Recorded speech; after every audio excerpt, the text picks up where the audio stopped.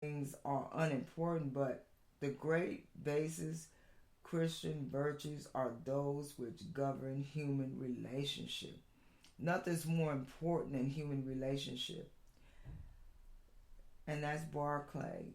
Tender mercies. If something is tender, it's sensitive to touch.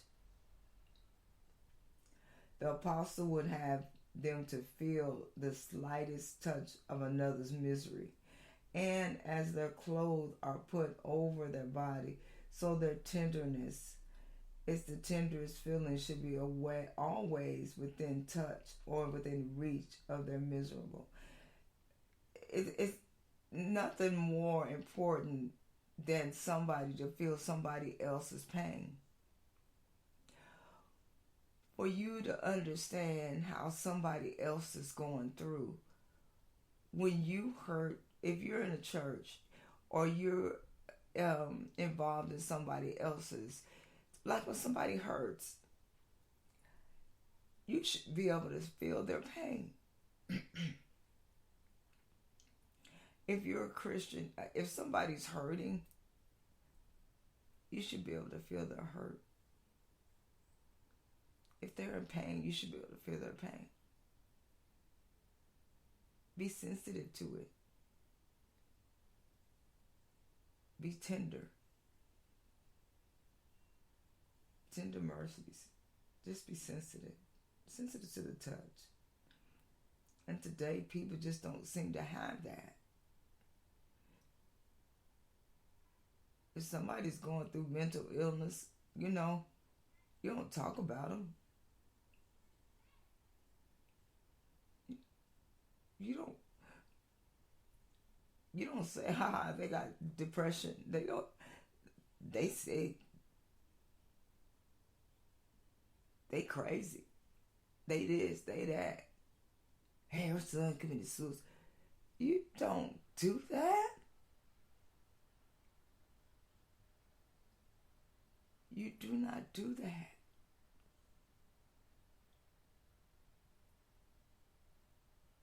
Our kids got killed in the crash.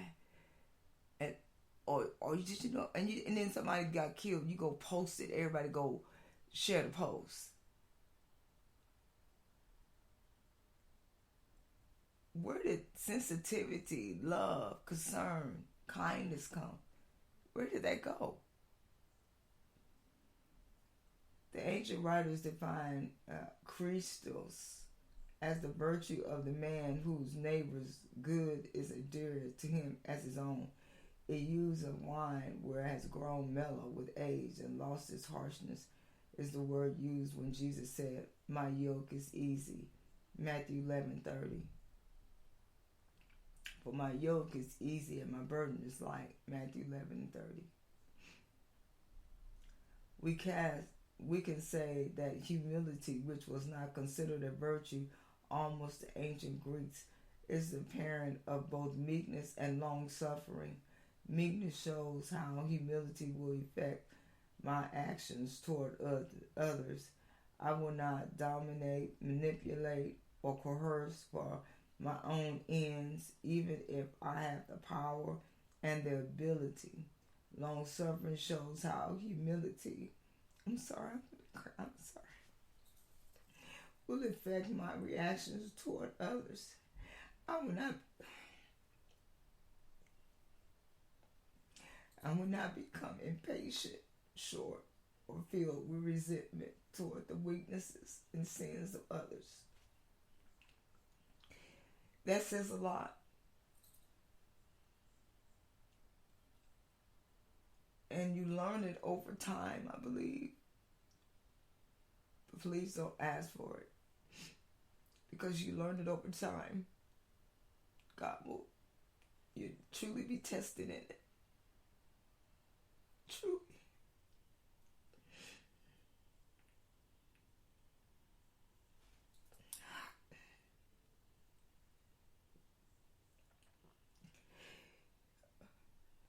Forgiving one another. If anyone has a complaint against another, even as Christ forgave you, so you also must do.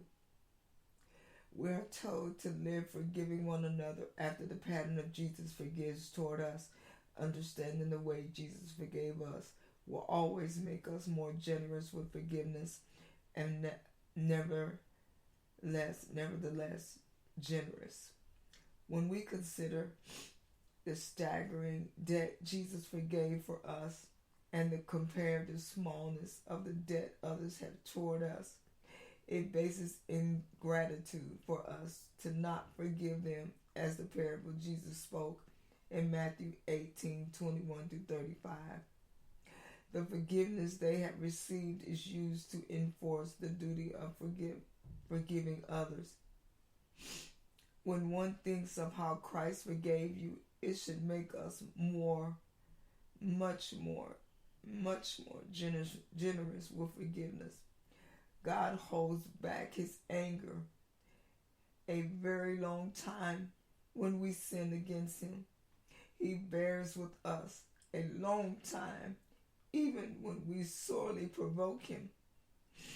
God reaches out to bad people to bring forgiveness to them.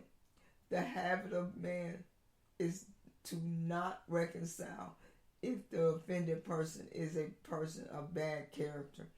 God makes the first move toward us to forgiveness. The habit of man is to only be reconciled if the offending party craves forgiveness and makes his first move.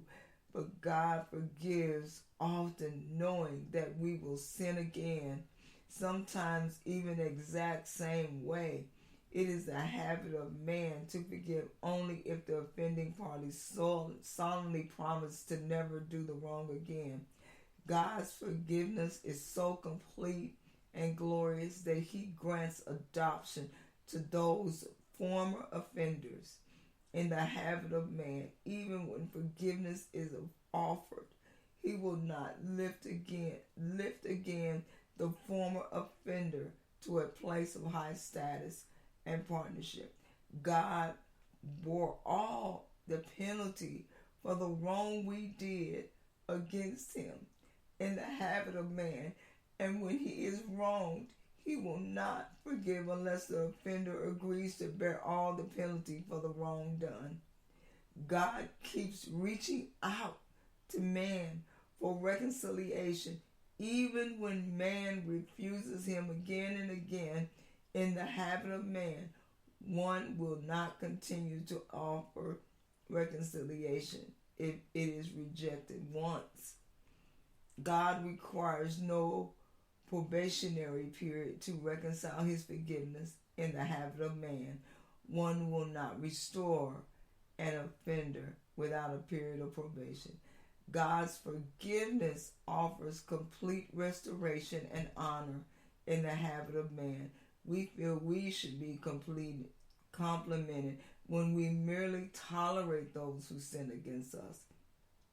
Once having forgiven, God puts his trust in us and invites us back to work with him. As co-laborers in the habit of man, one will not trust someone who has formerly wronged him.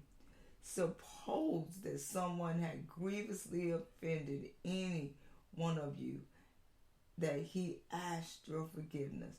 Do you not think that you would probably say to him, well, yes, I forgive you, but I can't forget it? Dear friends, that is a sort of forgiveness with one leg chopped off. It's a lame forgiveness, and it's not worth much.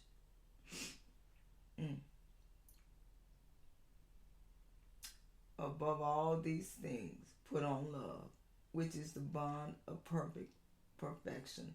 Love is the summary of all the things described in this passage. Love perfecting fulfills what God requires of us in relationship. Above all these things, put on love, upon all, over all, as the outer garment enveloped all the clothing. So let charity, love, invest, encompass all the rest. Let this therefore be as the upper garment, then invest the whole man. All the virtues listed in verse 12 and 13 on the highest list, manifestations of love. Put love is larger than any one of them, indeed larger than all of them combined. It's the other virtues pursued without love become distorted and unbalanced without love. Without love, it's all unbalanced. Without love, it doesn't matter. Without love, you can hang up a curtain rod and you can have all of those listed on there. But love is the curtain rod that holds all of them together. So if you don't have love, you have nothing to hang it on. Nothing. So love holds every last one of them up. So if you don't have love, you have nothing. So he says, and let the peace of God rule in your hearts, to which all you are called in one body. The rule of peace of God means that peace should characterize the community of God's people, and that peace is a standard for discerning God's will. And the apostle said, let it rule. The Greek word means arbitrate, and whenever there is doubtful issue to be decided, and by one course your peace may be disturbed, and whilst by another it maintains and chooses the things that makes for peace, whether for yourselves or others. Let God's peace act as an umpire. So if you don't have peace about it, there is your umpire. It says, you know what? You ain't got it. Let the peace of Christ judge, decide, and govern in your hearts as the judge that does in the Olympics contest. And when a man loses his peace, it is an awful proof that he has lost something else, that he has given away to evil and grieved the Spirit of God. And Wright sees the context of community. Peace here is not the inward and individual peace of mind, which accommodates humble confidence, trust in God's love, but a peace which characterizes the community, the body as a whole. So let the word of Christ dwell in you richly in all wisdom, teaching and admonishing one another in psalms and hymns and spiritual songs. So I'm going to end with that because I went over my time. But I just want to say to you all that in that last part, the peace part, peace here is not the inward individual peace of mind which accompanies humble confidence, trust in God's love, but a peace which characterizes the community, the body as a whole. So just let peace rule in your heart. Let it rule.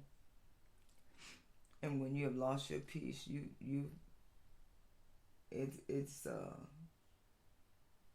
grieved the Spirit of God. You've grieved the Holy Spirit. So hold on to your peace. Let nobody take your peace. And don't give it away. I'm speaking this to myself as well as to everybody else. God bless you. God keep you. Friday, 6 p.m. Love you.